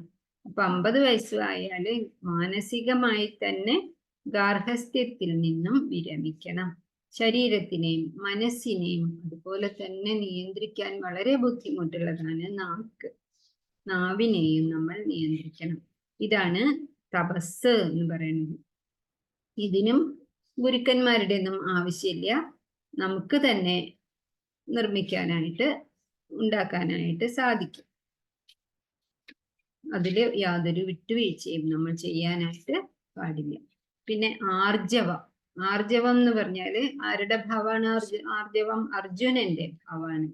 ഉള്ളിലൊന്ന് പുറത്തൊന്ന്, പ്രവർത്തിക്കുന്നത് വേറൊന്ന്, അങ്ങനെയുള്ള ആ ഭാവം തെറ്റാണത്. അതുകൊണ്ട് ലളിതമായിട്ടുള്ള സ്വഭാവം ഉണ്ടാവണം, സത്യസന്ധനാവണം, കാപട്യം ഉണ്ടാവരുത്, മനസ്സ് വാക്ക് പ്രവൃത്തി ഒരുപോലെ ഋജുവായിട്ടിരിക്കണം. അതുകൊണ്ടാണ് അർജുനൻ എന്നുള്ള വാക്ക് ആർജവമുള്ളവൻ. ഭഗവാന് എത്രയോ ഇഷ്ടമായിരുന്നു ആര്? യുധിഷ്ഠിരനെ. കാരണം അദ്ദേഹം ധർമ്മം തെറ്റി നടക്കില്ല. ധർമ്മം വളരെ പ്രധാനപ്പെട്ടതാണ്. ഭീമൻ അതീവ ഭക്തനാണ്. അർജുനനേക്കാളും യുധിഷ്ഠിരനേക്കാളും ഭക്തനാണ് ഭീമൻ. ഭഗവാന്റെ വലിയ ആരാധനയാണ് ഭീമനുള്ളത്. നകുല സഹദേവന്മാരും യാതൊരു കുറ്റവും തെറ്റും പ്രവർത്തിക്കാത്ത തൽസ്വഭാവികളായിട്ടുള്ള ആൾക്കാരായിരുന്നു. പക്ഷേ ഭഗവാൻ അർജുനനെയായിരുന്നു കൂടുതൽ ഇഷ്ടം. കാരണം എന്താന്ന് വെച്ചാൽ അർജുനന്റെ സ്വഭാവം അങ്ങനെയാണ്, ആർജവമുള്ളവനാണ്. നമുക്ക് ഈ ഭഗവത്ഗീതയുടെ തുടക്കത്തിൽ നമ്മൾ എന്താ കണ്ടത്? കുറച്ച് അഭിമാനത്തോടു കൂടി അർജുനൻ ഇങ്ങനെ ഭഗവാൻ തെളിക്കുന്ന തേരിൽ ഇങ്ങനെ വരികയാണ് അല്ലേ. എന്നിട്ട് അവിടെ വന്നിട്ട് എന്ത് പറഞ്ഞു? അച്യുത, എന്റെ രഥം കൊണ്ടുപോയിട്ട് അവിടെ നിർത്തൂ, എന്നോട് യുദ്ധം ചെയ്യാമെന്നവരാരൊക്കെയാണെന്നൊന്ന് ഞാൻ നോക്കട്ടെ, ഞാൻ കാത്തിരുന്ന നിമിഷാണത്. ആ ദുര്യോധനനെയും കൂട്ടുകാരെയൊക്കെ എനിക്ക് വധിക്കണം, അവരൊക്കെ എന്നെ ഇങ്ങനെ കാണട്ടെ, എന്റെ തേരാളി ഭഗവാനാണ് എന്നുള്ളത് കാണട്ടെ എന്ന് പറഞ്ഞിട്ട്, അപ്പൊ മനസ്സിൽ അതാണ് തോന്നിയത്, അത് പറഞ്ഞു. അതുപോലെ തന്നെ അവിടെ കൊണ്ടുപോയി നിർത്തിയതും ദുര്യോധനാദികളെ അല്ല കണ്ടത്. ആരെയാ കണ്ടേ?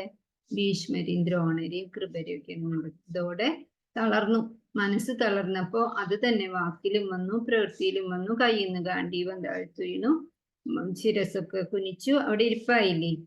പിന്നെ ഭഗവാന്റെ വാക്കുകൾ കേട്ടപ്പോ ഭഗവാന്റെ ഉത്തമ ശിഷ്യനായി. ശിഷ്യസ്തേഹം ശാധിമാം ത്വാം പ്രപന്നം എന്ന് പറഞ്ഞു. ഭഗവാനെ, എനിക്ക് അങ്ങല്ലാതെ ആരുമില്ല, എന്നെ കൈവെടിയരുതേ, എനിക്ക് ഉപദേശിച്ചു തരൂ, ഞാൻ എന്താ ചെയ്യേണ്ടത് എന്ന് ചോദിച്ചു. അപ്പോഴോ ഭഗവാൻ ഉപദേശിക്കാൻ തുടങ്ങി. വ്യക്തമായിട്ട് ഒരാള് ശ്രദ്ധയോടുകൂടി കൈനീട്ടിയിരിക്കുകയാണ്. അപ്പൊ ഭഗവാൻ അതിലേക്ക് ജ്ഞാനം പകർന്നു കൊടുത്തു. അത് കഴിയുമ്പോഴോ നമുക്ക് 18-ാം അധ്യായത്തിന്റെ അവസാനം കാണാം, വീരനായിട്ടുള്ള യോദ്ധാവായിട്ട് അർജുനൻ ഉണർന്നെണീറ്റു. അതാണ്, അങ്ങനെയുള്ള ആൾക്കാര് ആണ് ആർജവം ഉള്ളവർ എന്ന് പറയാം. ഈ ആർജവം നമ്മൾ ഉണ്ടാക്കി എടുക്കണം. അപ്പൊ നമുക്ക് തന്നെ നമ്മളോടൊരു സ്വയം ബഹുമാനം തോന്നും. അർജുനന്റെ സ്വഭാവമാണ് ഈ ആർജവം എന്നുള്ള ഭാവം. പിന്നെ അഹിംസ. അഹിംസ എന്ന് പറഞ്ഞാൽ കഴുത്ത് മുറിച്ച് കൊല്ലല് മാത്രല്ല അഹിംസ. ഒരു ജീവന്റെയും ആധ്യാത്മിക മാർഗത്തിലേക്കുള്ള അല്ലെങ്കിൽ എന്ത് വഴിക്കായാലും ഒരു ജീവനെയും വിഷമിപ്പിക്കാതിരിക്കുക, പുരോഗതിയെ തടയാതിരിക്കുക. ആഹാരത്തിന് മറ്റു ജന്തുക്കളെ കൊന്ന് നമ്മൾ തിന്ന് ആനന്ദിക്കുക എന്ന് പറഞ്ഞാൽ അത് തെറ്റാണ്. പാല് കുടിക്കുക, അത് കഴിഞ്ഞിട്ട് പശുവിനെ കൊന്ന് തിന്നുക, അതൊന്നും ചെയ്യരുത് എന്നാണ്. അതൊക്കെ തെറ്റാണ്. അത് മാത്രല്ല, അഹിംസ ആരെയും വാക്കുകൊണ്ടും പ്രവൃത്തി കൊണ്ടും ഒന്നും ദ്രോഹം ചെയ്യാൻ പാടില്ല. ഇപ്പം ഈ വ്യാഖ്യാനത്തിൽ കണ്ടിട്ടുണ്ട്, ഒരു ആടാ വിചാരിക്കുക, അതിനെ സൃഷ്ടിച്ച് വിട്ടപ്പോ തന്നെ ആ ശരീരത്തില് ഇത്ര കാലം എന്ന് അങ്ങനെ ഒരു നിയമം വെച്ചിട്ടാണ്. ഓരോരുത്തർക്കും അങ്ങനെയാണല്ലോ. അങ്ങനെ ആ നിയമപ്രകാരം വന്നിട്ടുള്ള ആടിനെ നമ്മൾ അതിനെ കൊന്നിട്ട് അതിനെ തിന്നു. ചില ആൾക്കാരിട്ടോ, നമ്മളല്ല. അങ്ങനെ നോക്കുമ്പോ അത് ഹിംസ തന്നെയാണ്. പിന്നെ അതിന് ഒരു പുരോഗതി ഉണ്ടാവില്ല. അല്ലെങ്കിൽ ഇപ്പൊ അതൊരു 12 വർഷം അല്ലെങ്കിൽ 20 വർഷം ജീവിക്കട്ടെ, എന്നിട്ട് അത് മരിച്ചു പോകുമ്പോ അതിന് കൂടുതൽ നല്ലൊരു ജീവിയായിട്ട് ജന്മം കിട്ടും, ചിലപ്പോൾ മനുഷ്യനായിട്ട് ജന്മം കിട്ടും. അതിന്റെ ആ പുരോഗതിയുടെ പാതയെയാണ് നമ്മൾ തടയുന്നത്.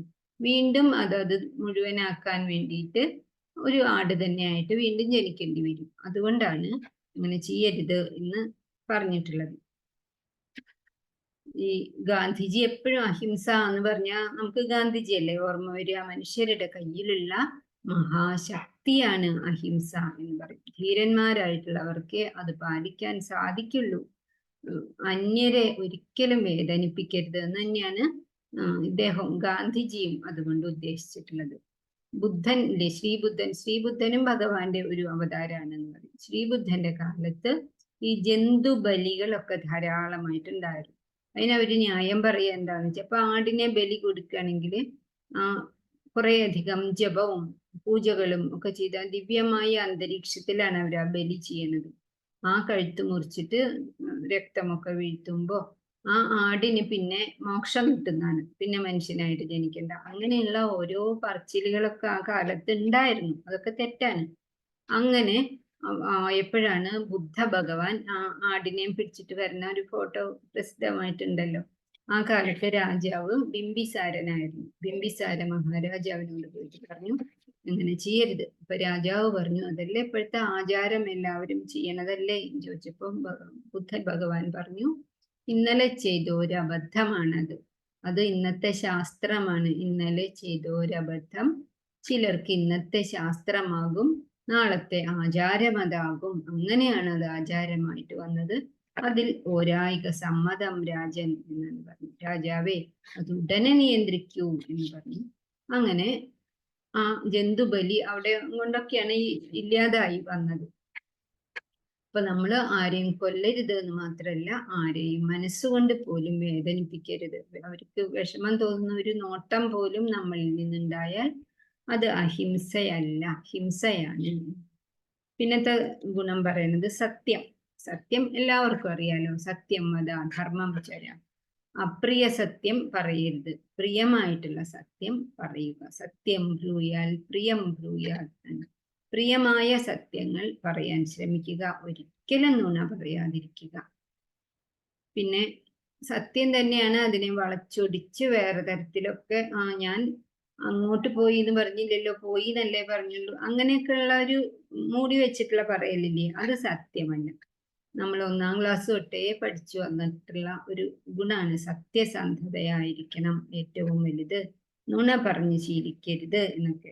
അപ്പൊ നുണ പറഞ്ഞ് ശീലിച്ചാലോ പിന്നെ അവര് സത്യം പറഞ്ഞാലും ആരും വിശ്വസിക്കില്ല. അതുകൊണ്ട് കുട്ടികളോട് നമ്മൾ ആചരിച്ച് കാണിക്കണം. അച്ഛൻ നുണ പറഞ്ഞിട്ട് കുട്ടിയോട് സത്യം പറയാൻ പറഞ്ഞാൽ നമ്മൾ സീരിയൽ കണ്ടിട്ട് അവരോട് കാണരുത് എന്ന് പറഞ്ഞാൽ അത് നടക്കുന്ന കാര്യമില്ല. പിരിവുകാരി വരുമ്പോ കുട്ടിയോട് പറയാണ്, ഞാൻ അച്ഛൻ ഇവിടെ ഇല്ല, ജോലിക്ക് പോയി എന്ന് പറഞ്ഞോളൂ, അതൊരു കളവല്ലേ. അപ്പൊ കുട്ടി പിന്നെ കളവ് ചെയ്യരുത് എന്ന് പറഞ്ഞാൽ അത് ശരിയാവില്ല. അങ്ങനെ നമ്മൾ സത്യം പറഞ്ഞ് കാണിച്ചു കൊടുക്കണം കുട്ടികൾക്ക്. പിന്നെ അക്രോധം എന്ന് പറഞ്ഞാൽ അറിയാലോ, ക്രോധം ദേഷ്യം. ക്രോധം ഒരിക്കലും പാടില്ല. ക്രോധത്തിന് ഇരയാവണവരെക്കാളും ദോഷം ക്രോധം സ്വയം ഉണ്ടാകുന്ന നമുക്ക് തന്നെയാണ്. ക്രോധത്തിനെ നിയന്ത്രിക്കുക തന്നെ വേണം. ഞരമ്പുകളൊക്കെ വലിഞ്ഞു മുറുകും, BP ഒക്കെ കൂടും, അകത്ത് എന്തൊക്കെയോ രാസവസ്തുക്കളൊക്കെ ഉണ്ടാകും, മുഖമൊക്കെ അങ്ങനെ ചുളിയും. അതുകൊണ്ട് വേണ്ടാന്ന് നമുക്ക് പിന്നീട് തോന്നും, വേണ്ടായിരുന്നു, അങ്ങനെയൊന്നും പറയണ്ടായിരുന്നു, പക്ഷെ പറഞ്ഞു പോയില്ലേ, പറഞ്ഞു കഴിഞ്ഞാൽ വാക്കിനെ തിരിച്ചു എടുക്കാൻ പറ്റില്ലല്ലോ. അതുകൊണ്ട് ഒരിക്കലും ക്രോധത്തിന് അടിമപ്പെടരുത്. അതാണ് അക്രോധം എന്നുള്ള ക്രോധമില്ലായ്മ എന്നുള്ളതിന്റെ കാര്യം, അർത്ഥം. പിന്നെ അപൈശുനം എന്ന് പറഞ്ഞാല് അങ്ങനെ കേൾക്കാത്തൊരു വാക്കാണല്ലേ. മറ്റുള്ളവരിലെ തെറ്റ് കണ്ടുപിടിക്കാൻ ശ്രമിക്കാം. നമ്മളുടെ തെറ്റ് അവനവന്റെ കണ്ണിലെ കോല് കളഞ്ഞിട്ട് വേണം മറ്റുള്ളവരുടെ കണ്ണിലെ പൊടിയെടുക്കാൻ എന്ന് നമ്മൾ പറയും, ഒരു പഴഞ്ചൊല്ലി. അതുപോലെ മറ്റുള്ളവരെ തിരുത്താനോ അവരുടെ തെറ്റ് കണ്ടുപിടിക്കാനോ അവരെ നന്നാക്കാൻ, നാട് നന്നാക്കാൻ ഇറങ്ങണ്ട. അതിനൊന്നും ആർക്കും താല്പര്യം ഉണ്ടാവില്ല. നമ്മൾ നന്നാവുക, നമ്മളെ ആചരിച്ച് കാട്ടുക. അവര് നന്നാക്കാൻ ഉപദേശികളായിട്ട് പോയാൽ ചിലപ്പോൾ ആപത്തുണ്ടാവും അല്ലേ. നമ്മളൊരു കഥ കേട്ടിട്ടില്ലേ, കുരങ്ങനും കുരുവി എന്ന് പറഞ്ഞിട്ട്. കുരങ്ങൻ തണുത്തു, രാവിലെ തണുപ്പ് സമയത്ത് കുരങ്ങൻ ഒരു മിന്നാമിന്നിയെ പിടിച്ചോണ്ട് വന്നു. എന്നിട്ട് പറഞ്ഞു, ഇതൊരു തീപ്പൊരിയാണ്, ഞാൻ തീ ഉണ്ടാക്കാൻ പോവാന്ന് പറഞ്ഞിട്ട് കുറച്ച് കരിയിലകളൊക്കെ കൂട്ടിയിട്ട് അതിൽ മിന്നാമിന്നിയെ വെച്ചിട്ട് ഊതാൻ തുടങ്ങി. അപ്പൊ അത് കണ്ടിട്ട് അപ്പുറത്തിരിക്കുന്ന ഒരു കുരുവി വന്നിട്ട് പറഞ്ഞു, പൊട്ട, അത് ഒരു ജീവിയാണ്, അതിനെങ്ങനെ ഊതിയ തീയൊന്നും ഉണ്ടാവില്ല എന്ന് പറഞ്ഞു. പക്ഷെ കുരങ്ങനുണ്ടോ കേൾക്കണു, ബുദ്ധിയില്ല. ആ സമയത്ത് ബുദ്ധിയില്ലാത്ത പോലെ ഇപ്പോ കടന്നു വന്ന് കുരുവിയോട് പറഞ്ഞിട്ട് പിന്നെയും ഊതാൻ തുടങ്ങി. അപ്പൊ കുരുവി ചാടിപ്പോയിട്ട് കുരങ്ങന്റെ ചുമലിലിരുന്നിട്ട് പറഞ്ഞു, അയ്യോ ഇങ്ങനത്തെ മണ്ടച്ചാരെ ഞാൻ കണ്ടിട്ടില്ല. ഇങ്ങനെ വല്ലവരും കാണിക്കുമോ, ആ ജീവിയുടെ അടുത്ത് നിന്ന് എങ്ങനെയാ തീ ഉണ്ടാവുക എന്ന് പറയുമ്പോ കുരങ്ങിന് ദേഷ്യം വന്നിട്ട് ഒരു ഉപദേശി വന്നേക്കണു എന്ന് പറഞ്ഞിട്ട് അതിനെ പിടിച്ച് താഴെ ഇട്ടിട്ട് ഒരു കുടച്ചിലാ കുടഞ്ഞു, അതിന്റെ ജീവനും പോയി. അങ്ങനെ ഉപദേശത്തിനൊന്നും പോണ്ട, മറ്റുള്ളവരെ തിരുത്താൻ പോണ്ട, നമ്മൾ സ്വയം തിരുത്തി നന്നാവുക. അതിനെയാണ് എന്ത് പറയുക, അപൈശുനം. പിന്നെ പറഞ്ഞത് ഹ്രീ എന്നാണ്. ഹ്രീ എന്ന് പറഞ്ഞാൽ ലജ്ജ. ലജ്ജ എന്ന് പറഞ്ഞാൽ നാണം കുണുങ്ങണം എന്നല്ല, നീചകർമ്മങ്ങൾ ചെയ്യുന്നതിലുള്ള വിമുഖത, അതിനെയാണ് ഹ്രീ എന്ന് പറയുന്നത്. അത് ശരിയല്ല എന്ന് നമുക്ക് നമ്മളുടെ മനസാക്ഷി ചൂണ്ടിക്കാണിച്ചു തരുന്ന ഒരു കർമ്മം വീണ്ടും അത് ചെയ്യാൻ തുടങ്ങാൻ അത് ശരിയല്ല.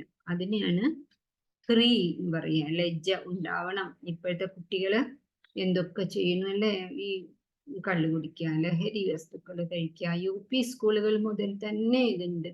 അപ്പോ അത് ചെയ്യുമ്പോൾ ആദ്യമൊക്കെ അവരുടെ മനസ്സിൽ ഉണ്ടാവും, അരുത് അരുത് എന്നുള്ള തോന്നല്. പക്ഷെ കൂട്ടുകാരുടെ ആ ചിരിയും കളിയും സന്തോഷവും കാണുമ്പോൾ അവരറിയാതെ അതിലേക്ക് പോവാണ്. എത്ര മാത്രം തെറ്റാണ് പിന്നെ അതുണ്ടാവുക. സ്വയം നാശം വരും, കുടുംബത്തിൽ കണ്ണുനീരാവും, സ്വന്തം ആരോഗ്യം നശിക്കും, ജീവിതവും അവസാനം നശിച്ചു പോകും. അതുകൊണ്ടാണ് ഉണ്ടാവണം. മനസാക്ഷി ചൂണ്ടിക്കാണിച്ചു തരുന്ന യഥാർത്ഥ കാര്യങ്ങളിൽ നിന്നും വ്യതിചലിക്കുമ്പോൾ ലജ്ജ ഉണ്ടാവണം, അത് ചെയ്യരുത്. പിന്നെ അചാബലം എന്ന് പറഞ്ഞ ചാബല്യം ഇല്ലാത്ത അവസ്ഥ. അങ്കുശമില്ലാത്ത ചാബല്യമേ പാരിൽ അങ്കന എന്ന് വിളിക്കുന്നു നിന്നെ ഞാനും കേട്ടിട്ടില്ലേ. അങ്കനയ്ക്ക് മാത്രല്ല, പുരുഷനായാലും ദൃഢനിശ്ചയം ഉണ്ടാവണം എന്നാണ്. ദൃഢനിശ്ചയം ഇല്ലാത്തതിനാണ് ഈ ചാബല്യം എന്ന് പറയുന്നത്. വേണോ വേണ്ടേ എന്നുള്ള ഒരു തീരുമാനം എടുക്കാൻ പറ്റില്ല അങ്ങനെയുള്ളവർക്ക്. എന്തെങ്കിലും ഒരു കാര്യം വിചാരിച്ചിട്ട് അതിന് പുറപ്പെടും, അത് മുഴുവനും അങ്ങോട്ട് ശരിയായില്ലെങ്കിൽ വല്ലാതെ നിരാശ, ദുഃഖം, അതിനാണ് അങ്ങനെ പറയണത്. അചാബലം, ചഞ്ചല മനസ്കരാവരുത്. സ്ഥിര നിശ്ചയം വേണം. ഇപ്പൊ ഭക്തിയായാലും ഭഗവാനായാലും നമ്മൾ ചോദിച്ചത് ചിലപ്പോൾ കിട്ടാത്തത് നമ്മളുടെ തന്നെ ഗുണത്തിന് വേണ്ടിയിട്ടാണ് എന്ന് വിചാരിച്ചിട്ട് ഭഗവാനോട് വിരോധം ഇല്ലാതിരിക്കണം.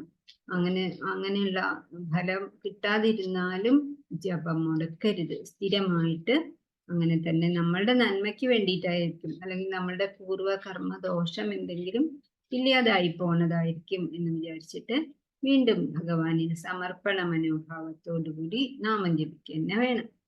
പിന്നുള്ളത് തേജസ്. തേജസ് ക്ഷത്രിയരുടെ ബലമാണ്. അത് ശരീരത്തിന്റെ കാന്തിയായിട്ടും കണ്ണിന്റെ തിളക്കമായിട്ടും ഒരു പ്രകാശം. കഴിഞ്ഞ അധ്യായത്തിൽ പറഞ്ഞില്ലേ, സാത്വിക ഗുണമുള്ളവർക്ക് ശരീരത്തിന് ഒരു പ്രകാശം തന്നെ ഉണ്ടാകും എന്ന്. അതൊക്കെയാണ് ഈ തേജസ് എന്ന് പറയുന്നത്. ആ തേജസ് ഉള്ളവർക്ക് ദുർബലരെ രക്ഷിക്കാനായിട്ട് സാധിക്കും. അതും ഒരു ദൈവീകമായിട്ടുള്ള ഗുണമാണ്.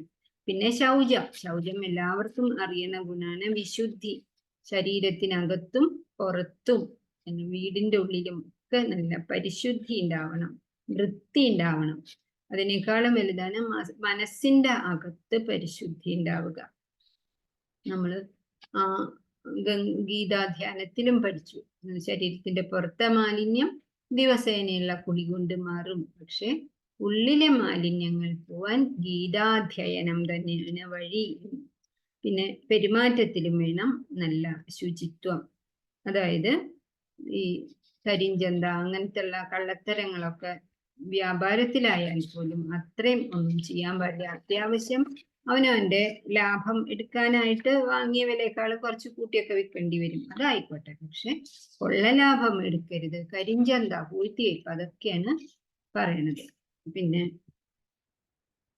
അതിമാനിത എന്ന് പറഞ്ഞാല് മാനം, അതിയായിട്ടുള്ള ഒരു ദമ്പ്, അത് പാടില്ല. മറ്റുള്ളവര് തന്നെ മാനിക്കണം.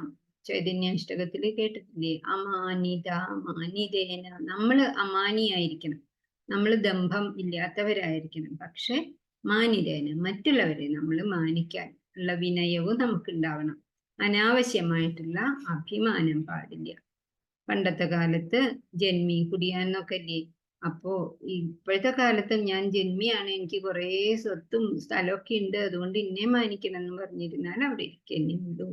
അതുകൊണ്ട് മേലനങ്ങാതിരിക്കരുത്. മാനം എന്ന് പറഞ്ഞാൽ അതല്ല, മറ്റുള്ളവര് നമ്മളോടാണ് കാണിക്കേണ്ടത്. പിന്നത്തെ കാര്യം, അപ്പൊ എന്ത് പറഞ്ഞു, ഞാനാണ് വലുത് എന്നുള്ള ഭാവം ഉണ്ടാവരുത്. പിന്നെ ത്യാഗം ഏറ്റവും വേണ്ട ഒരു ഗുണമാണ്. ത്യാഗം വന്നതേ നേട്ടം, താഴ്മതാൻ അഭ്യുന്നതി എന്ന് പറയുന്നത്. അപ്പൊ നമ്മൾ പറയണ ചെറിയ ചെറിയ ത്യാഗം മാത്രല്ല, നമുക്ക് ആവശ്യമില്ലാത്തതിനെ ഞാൻ ഇതാ കൊടുത്തു, പഴയ വസ്ത്രങ്ങൾ ചോദിച്ചു വരുന്നവർക്ക് കൊടുത്തിട്ട് ഇത് ത്യാഗമാണ് എന്ന് പറഞ്ഞാൽ അതല്ല ത്യാഗം. നമ്മൾ ശിബിയുടെ കഥ പഠിച്ചിട്ടുണ്ട്, രന്തിദേവന്റെ അല്ലെ, കുറെ ദിവസം വ്രതമൊക്കെ എടുത്ത് അവസാനം ഭക്ഷണം കഴിക്കാൻ തുടങ്ങുന്ന നേരത്ത് ഒരു ചണ്ടാലൻ വന്ന് ചോദിച്ചപ്പോ അതിന് പകുതി കൊടുത്തു.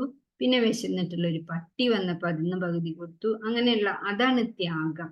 നമുക്ക് ആവശ്യമുള്ളതിനെ നമ്മൾ ഉപേക്ഷിക്കുക. ഈ ഏകാദശി പോലെയുള്ള വ്രതങ്ങള് ത്യാഗത്തിന്റെ മാഹാത്മ്യം കാണിക്കുന്നതാണ് അല്ലെ. ഇന്ന് ഏകാദശി അല്ലേ, അരി ഭക്ഷണം ഉണ്ടാവും, വീട്ടിലെല്ലാവരും ചിലപ്പോൾ അത് കഴിക്കുന്നുണ്ടാവും. പക്ഷെ അതിനെ ഉപേക്ഷിക്കാനുള്ള അതിനെയാണ് ത്യാഗം എന്ന് പറയുന്നത്. അതാണ് ത്യാഗം ഒന്നതേ നേട്ടം എന്ന് പറയുന്നത്. പിന്നെ ശാന്തി. ശാന്തി എന്ന് പറഞ്ഞാല് മനസ്സ് ചഞ്ചലപ്പെടാതിരിക്കണം, സമചിത്തത വേണം. ഗീത കഴിഞ്ഞ അധ്യായത്തിലും കൂടിയും പറഞ്ഞു അല്ലെ, ദ്വന്ദ്വം അവസ്ഥ ഉണ്ടാവരുത്. സുഖം വരുമ്പോ സന്തോഷം, ദുഃഖം വരുമ്പോ സങ്കടം, അങ്ങനെ കുറച്ചൊക്കെ നമ്മൾ മനുഷ്യന്മാരാണ് ഉണ്ടാവും. പക്ഷെ അതിനെ തന്നെ വിചാരിച്ചു കൊണ്ടിരിക്കരുത്. മറ്റുള്ളവരുടെ നാവും തുമ്പത്തല്ല നമ്മളുടെ സമാധാനം എന്ന് പറയും. അവരെന്തു വേണമെങ്കിൽ പറഞ്ഞോട്ടെ, നമുക്ക് കോപമോ സന്തോഷമോ തോന്നാൻ പാടില്ല. എന്തെങ്കിലും പുകഴ്ത്തി മുഖസ്തുതി പറയുന്നുണ്ടെങ്കിൽ അപ്പൊ തീരുമാനിക്കണം അവർക്ക് എന്തോ കാര്യം കിട്ടാനുണ്ട് അതാണ്. അല്ലെങ്കിൽ ദോഷം പറയുകയാണെങ്കിൽ അത് അവർക്കൊരു സന്തോഷം കിട്ടാനുണ്ടാവും, ആ പറഞ്ഞോട്ടെ, നമ്മളെ അതൊന്നും ബാധിക്കരുത്. അതിനാണ് ശാന്തി, ശാന്തമായിട്ടുള്ള ഭാവം. പിന്നെ മാർദ്ദവം. മാർദ്ദവം എന്ന് പറഞ്ഞാൽ സംഭാഷണത്തിൽ പോലും മൃദുലമായിരിക്കണം.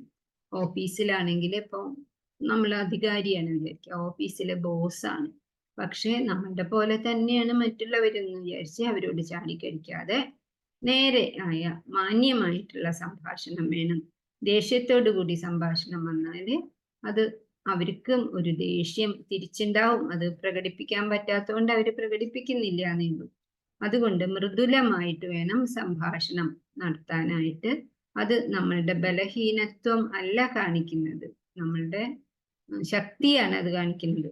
ഭഗവാൻ കൃഷ്ണൻ എങ്ങനെയായിരുന്നു? എത്ര വേണമെങ്കിൽ ദേഷ്യപ്പെടാനൊക്കെ അദ്ദേഹത്തിന് അവസരം ഉണ്ടായിട്ടും ആ മുഖത്തെ അമൃതം വഴിയുന്ന ആ മധുരമായിട്ടുള്ള പുഞ്ചിരി ഒരിക്കലും അദ്ദേഹം ഉപേക്ഷിച്ചില്ലല്ലോ. ഭൃഗു മഹർഷി ക്ഷമ പരീക്ഷിക്കാൻ ചെന്നിട്ട് കഥ പറയുന്നത് നേരല്ലല്ലോ, അപ്പൊ കഥ പറയുന്നില്ല. വിഷ്ണുവിന്റെ അടുത്തേക്ക് പോയി, അവസാനം ആദ്യം ബ്രഹ്മാവിന്റെ അടുത്തേക്ക് പോയി, പിന്നെ മഹേശ്വരന്റെ അടുത്തേക്ക് പോയി, അവസാനം അവർക്കൊന്നും ക്ഷമയില്ല എന്ന് തെളിയിച്ചു. അവസാനം മഹാവിഷ്ണു യോഗനിദ്രയിലായിരുന്നു, അപ്പൊ നെഞ്ചത്ത് ചവിട്ടിയിരുന്നു. അപ്പൊ എന്താ പറഞ്ഞത്? അയ്യോ, അവിടത്തെ മൃദുവായ പാദത്തിന് എൻ്റെ നെഞ്ചിലെ ആഭരണങ്ങൾ കാരണം വേദനിച്ചോ എന്നാണ് മഹർഷിയോട് ഭഗവാൻ ചോദിച്ചത്. അതിനെയാണ് ഈ മാർദ്ദവ സ്വഭാവം എന്ന്. പിന്നെ പറഞ്ഞത് ധൃതി. ധൃതി എന്ന് പറഞ്ഞാൽ ധൈര്യം. ധൈര്യത്തോടെ മുന്നേറണം ജീവിതത്തിലെ, അധീരത പാടില്ല. പിന്നെ ദയ. ദയ എന്ന് പറഞ്ഞാല് സർവഭൂതങ്ങളോടും ദയ ഉണ്ടാവണം. തൻ്റെ മുകളിലുള്ളവരോട് നമുക്ക് ബഹുമാനം ഉണ്ടാവണം, തന്നോട് തുല്യമുള്ളവരോട് മൈത്രി ഉണ്ടാവണം. തന്നിലും താഴ്ന്ന എന്തോ കർമ്മഫലം കൊണ്ട് പല അവസ്ഥകളിലും ആയിട്ടുള്ള സഹജീവികളോടൊക്കെ കരുണ ഉണ്ടാവണം, ദയ ഉണ്ടാവണം. ഫ്ലോറൻസ് നൈറ്റിംഗേലിന്റെ പാഠം നമ്മൾ ചെറുപ്പത്തിൽ പഠിച്ചിട്ടില്ലേ? ഒരുപോലെ നല്ല യൂണിഫോം ഒക്കെ ഇട്ട് സ്കൂളിലേക്ക് ഇങ്ങനെ പോണ സമയത്താണ് ഒരു കൂട്ടം കുട്ടികളായിട്ട് പോവായിരുന്നു. ആ സമയത്താണ് ഒരു കുഞ്ഞു കിളി വഴിയിൽ കിടന്ന് പെടയുന്നത് കണ്ടത്. അതിനെന്തോ കാലുമ്പില് എന്തോ കടിക്കുക എന്തോ ചെയ്തിട്ടാണ്. അപ്പൊ മറ്റു കുട്ടികളൊന്നും ശ്രദ്ധിച്ചില്ല. ഈ കുട്ടി ഓടിപ്പോയിട്ട് അതിനെ എടുത്ത് കാലൊക്കെ ഒഴിഞ്ഞു കൊടുത്ത് ഇത്തിരി വെള്ളമൊക്കെ കൊടുത്തപ്പോ അത് ഉഷാറായി, അത് പറന്നുപോയി. അപ്പൊ ആ ഒരു കാരുണ്യം, ആ ഒരു ദയ മനസ്സിലുണ്ടാവണം. അതുകൊണ്ട് തന്നെ അവര് വളർന്നപ്പോ എത്രയോ വലിയ ആളായി മാറിയില്ലേ. അങ്ങനെ അതാണ് ദയ. സർവഭൂതങ്ങളോടും ദയ വേണം, മനുഷ്യന്മാരോട് മാത്രമല്ല. പിന്നെ അദ്രോഹം എന്ന് പറഞ്ഞാല് അതെന്ന് തന്നെ അറിയാം, ദ്രോഹം ഉണ്ടാവരുത്. ആരോടും ദ്രോഹം, അറിഞ്ഞുകൊണ്ട് ആരോടും ദ്രോഹം ചെയ്യരുത്. നമ്മളെ കടിക്കുന്ന കൊതുകിനോട് പോലും, നമ്മളെ കടിക്കുന്ന കൊതുകിനെ കൊല്ലണ്ടാന്നല്ല, അതിനായിട്ട് ഇങ്ങനെ ദേഷ്യം വന്നിട്ട് കാണിച്ചു തരാന്നുള്ള ആ ഭാവത്തിൽ കൊല്ലരുത്. മനഃപൂർവ്വം ദ്രോഹിക്കരുത്, അത് നരകായിരിക്കും ഫലം. നമ്മൾ വിതുരരുടെ കഥയിലൊക്കെ വിസ്തരിച്ചത് കേട്ടിട്ടുള്ളതാണ് അല്ലേ? എന്തിനാണ് വിതുരർക്ക് ആ ശാപം കിട്ടിയത് എന്നുള്ളതിന്റെ പിന്നിലത്തെ ആ കഥയിലേക്ക് പോയാലേ, ഇനി സമയമുള്ള ഒരു ദിവസം ഞാൻ പറഞ്ഞു തരാം.